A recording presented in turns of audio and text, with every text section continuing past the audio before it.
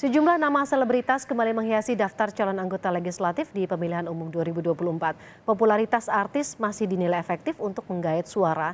Pengamat menilai akan lebih efektif jika pencalonan selebritas didukung strategi pemasaran partai politik. Karena tidak semua popularitas bisa dikonversi jadi elektabilitas.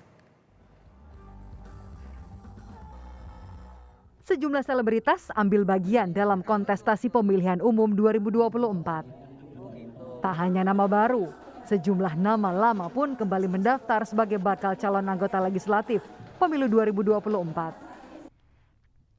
Di antaranya, dari Partai Gerindra ada musisi Ahmad Dhani dan Melly Goeslaw. Dari Partai Kebangkitan Bangsa, Tommy Kurniawan dan Arzetti Bilbina. Sementara dari Partai Amanat Nasional ada Sigit Purnomo alias Pasha Ungu dan Verrel Bramasta. Dari Partai PDI Perjuangan ada nama Once Mekel dan Denny Cagur. Dari Partai Nasdem, Reza Artamevia dan Nafa Urba. Sementara dari Partai Keadilan Sejahtera ada komedian Narji. Dari Partai Demokrat, Arumi Bashin. Dan Perindo, Ustaz Yusuf Mansur.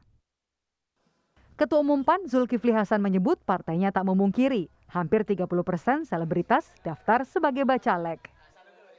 Verrel, Uya Kuya, Lula Kamal, Tom Liwafa, banyak lah pokoknya sudah banyak.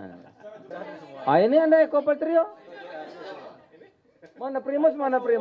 Pasha Ungu? Oh iya lo doang nggak anu tadi. Pasha Ungu? Ada Primus, ya, ada Desi Ratnasari yang sekarang kita ajak tapi daftar juga di PAN Jawa Barat. Ketua Dewan Pimpinan Wilayah PAN itu perempuan, namanya Desi Ratnasari. Sementara itu PDI Perjuangan kembali memajukan sejumlah nama artis dan seniman yang terbukti berhasil dipilih pada pemilu sebelumnya.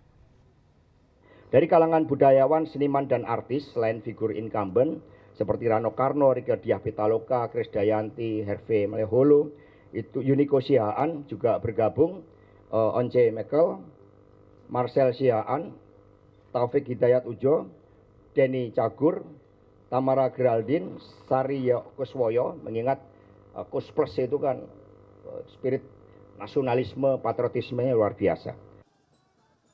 Sekjen Partai Amanat Nasional Edi Suparno dalam program Sapa Indonesia Pagi menyebut partainya tak hanya sekedar menggait artis, tapi juga menempa mereka dalam sekolah politik partai. PAN tidak sekedar menggait artis, tetapi secara rekam jejak berhasil mentransformasi rekan-rekan dari latar belakang keartisan itu menjadi politisi. Itu juga tidak sekedar hanya untuk mengandalkan popularitas mereka, kemudian mengandalkan citra mereka yang selama ini ada di depan publik, tetapi juga harus memiliki narasi. Nah, narasinya itu yang kami tempa di dalam sekolah politik. Jadi satu caleg PAN yang kami daftarkan kemarin itu adalah alumnus sekolah politik Partai Amanat Nasional. Sementara itu, pakar komunikasi politik UIN Syarif Hidayatullah Gun Gun Herianto bilang, pencalonan selebritas jadi anggota legislatif lebih efektif jika didukung dengan strategi pemasaran partai politik. Karena tak semua selebritas berhasil mengkonversi popularitas menjadi elektabilitas. Sebenarnya kalau bicara soal efektif ya tentu sangat bergantung pada strategi partai yang bersangkutan. Contoh misalnya siapa yang dipilih dari kelompok selebritas itu, ya kan? Apakah mereka punya basis penguasaan teritorial atau tidak?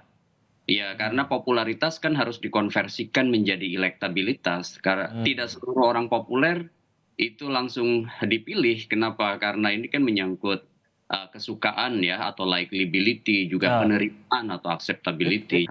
Tidak bisa asal, ya kan? Misalnya rekam jejak untuk ditempatkan di dapil yang relevan. Karena apa? Tidak seluruh mereka yang kemudian populer itu, Mas Tim, itu bisa mengkonversikan popularitasnya di dapil, di daerah pemilihan. Maka itu akan sangat bergantung pada strategi pemasaran politik juga ya. Contoh misalnya tiba-tiba direkrut menjelang pemilu legislatif gitu ya, tiba-tiba jadi caleg, tiba-tiba ditempatkan di dapil tertentu ya, posisinya pasti hanya semacam vote getter atau pendulang suara. Tetapi kalau direncanakan jauh-jauh hari, ya misalnya kelompok selebritis seperti di PAN kan banyak yang juga masuk ke parlemen. Di PDIP juga ada artis yang kemudian berperiode-periode begitu. Jadi bagi saya bukan soal status artisnya, tapi soal bagaimana dia menguasai teritori ya.